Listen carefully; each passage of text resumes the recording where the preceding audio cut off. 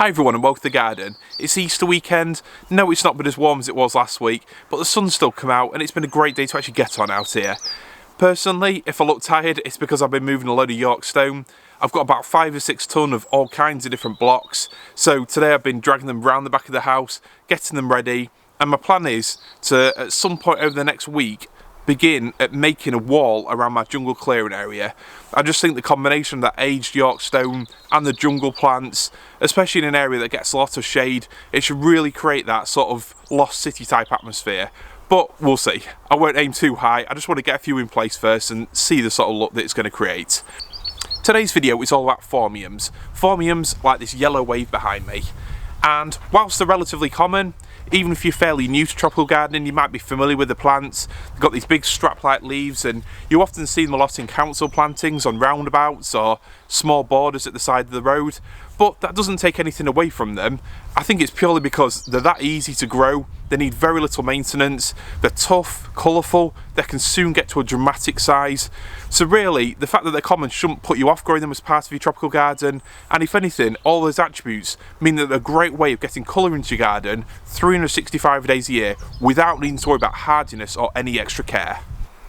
Max has come out to say hello, just clawed his way to my shoulder. So I've got a scratch from Max there, got a scratch from the Garvey that I moved earlier in my head, so it's not been a great day. But back to Phormiums. Personally, I think Phormiums are a great addition to any kind of tropical garden. So you might live somewhere coastal, you might be wanting to create an arid style garden with tough, spiky structural plants that can withstand the coastal exposure, the sun. You might have really dry soil, and Phormiums will cope really well with those conditions.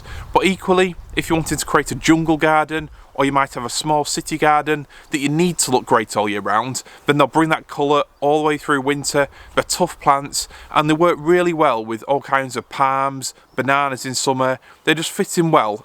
Personally, I grow quite a few different Phormiums in the garden, from a tall, upright giant that is Tenax, right down to the yellow wave, which, although this one's potted, they don't get much taller than that. They'll steadily grow to form a nice clump. And I originally bought 2 plants back in, say, 5 years ago. I split them down. I've now probably got about 20. So for me, it's a really great way to fill the garden economically with loads of colour. They get to this sort of height, so they're great to go in front of other specimen plants. And because I've got so many, I can really use them to repeat throughout the garden and create that cohesion that links all the different areas together. A few buying tips for Phormiums then. Personally, they're one of the few plants that I don't actually mind getting from garden centres, purely because they're not actually that expensive, and you can get small plants of most varieties for between £10 and £15. You can spend maybe £30 to £40 and get a slightly bigger one, but I personally wouldn't spend much more than that, because a £30 plant can soon become a £50 or a £70 plant in just a couple of years. So don't be afraid of buying them small, because they grow really quickly. The other reason that I buy them from garden centres and nurseries is that you can actually see the plants you get in. And it's important for Phormiums because a lot of garden centres sell them where you would get a pot full with soil and maybe one fan shape of leaves in the middle. So really, you're not getting the best value with that plant. Chances are it's a very recent division, and it's going to take a while to actually bulk up and produce a plant with the impact you want in. But if you look around, chances are you'll be able to find a pot with a lot more leaves in it. It's a more established plant, a more mature division, and that plant will give you that impact straight away. So it's worth looking around rather than just going online and taking a bit of a gamble as to what you get. The other thing you can do, if you buy a pot that's a really big clump, is you can actually split that down and get more plants for free yourself, which obviously I'm a fan of.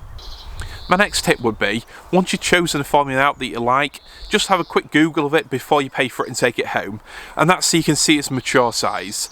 Now, there's one variety in particular that I'll mention, and that's Tenax. They get absolutely massive. You get them in plain green forms, variegated purple forms. They get probably 3 metres high, 3 metres wide. They'll form a huge clump pretty quickly, with massive flower spikes as well, and they're not the best plant for small gardens or small spaces. I know locally to us, there's a hotel that's got a few of these planted in front of their sign, and every year they grow up tall, and every year they has to be cut back. So it's a case of wrong plant in the wrong place, and it looks an absolute mess. And equally, I seen one today, planted next to a narrow pathway, and it's just had to been cut straight down one side. So again, it looks a mess, and really it's not practical to put these in small constricted spaces or maybe small gardens.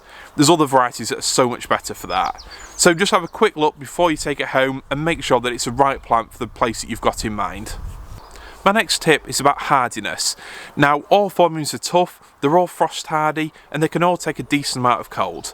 But the more modern colourful varieties like your pinks, your purples, your oranges, they're nowhere near as tough as the green and variegated forms. So it's worth just having a look in your local area, see what's already thriving as part of bedding schemes. You know then that they'll be fine in your garden.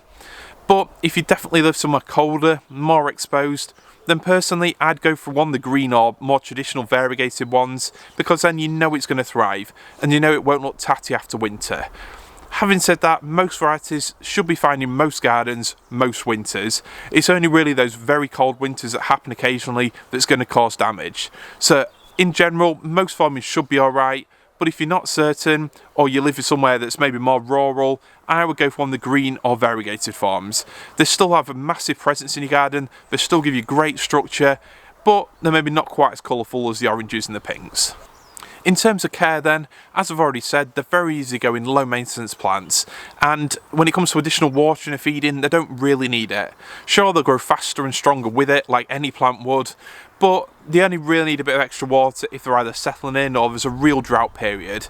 And if that happens, chances are there's other plants in your garden that will need that water as more of a priority, so I wouldn't worry too much about them then. The only other things you need to do are chop off the old flower stalks once they've died down and remove some of these brown leaves at the bottom. So when they're really dead, chances are they'll pull out, and if they don't, then you can just snip them off with some secateurs. So it's not a difficult job, it doesn't take a lot of time, and personally I give them a sort of 6-monthly clean up, maybe after winter, and then they look good all summer. There's literally nothing else you need to do. The other thing you can do with Phormiums is divide them, so essentially split them up to create multiples of the same plant. You don't need to do this, not like some herbaceous plants that need to be split up every few years or they won't grow properly. With Phormiums, just left to their own devices, they'll grow perfectly fine and just create their own big clump in time. But if you want to create multiples of the same plant without spending a lot of money, then division's a great thing to do and it's really easy. Personally, I bought a few plants off Facebook Marketplace last year, I split them up and I've now got loads of the same variety. And as I said in my design video, it's really handy to have multiples of the same plant throughout your garden. It just really creates a sort of repetitive cohesion effect and links different areas together. Plus, when I've got some like this yellow wave that I dug up out of the old garden, there's no point planting it out already at this mature size when I've got so many plants that are steadily filling out over time. So I might as well split it up, save myself a load of money and have multiple plants. Using this yellow wave as an example then, you actually see that it's made up of multiple fan shapes of leaves.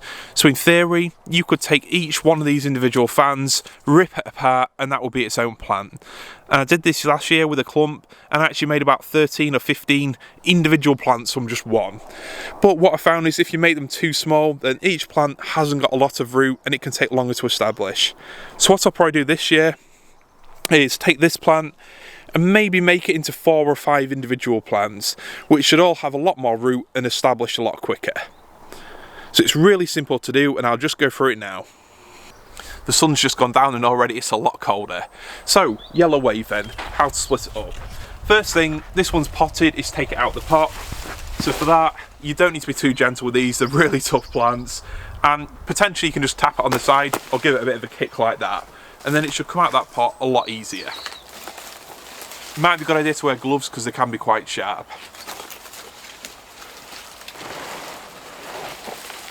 So there we go. I've taken that plant out.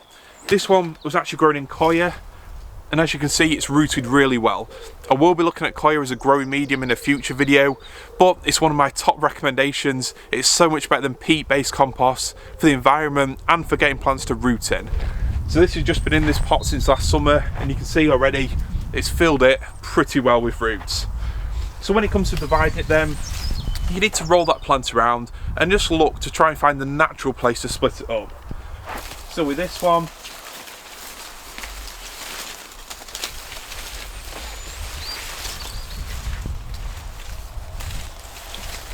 realistically somewhere straight down the middle there, and you need to be absolutely ruthless with these. There's no point messing around, just get a spade out. You can even saw them up and basically just cut it straight down the middle.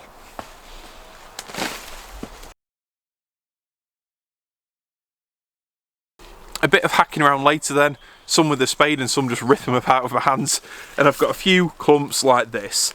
And they've got a decent root system, so those will grow really well this spring. I'll just chop off some of the dead leaves and plant them in the ground. But as these things never work perfectly, I did end up with a couple of these. So these are the fan shapes that I was on about, and it hasn't got a huge amount of roots. So what you can do just to help these establish is chop off half of the old leaves.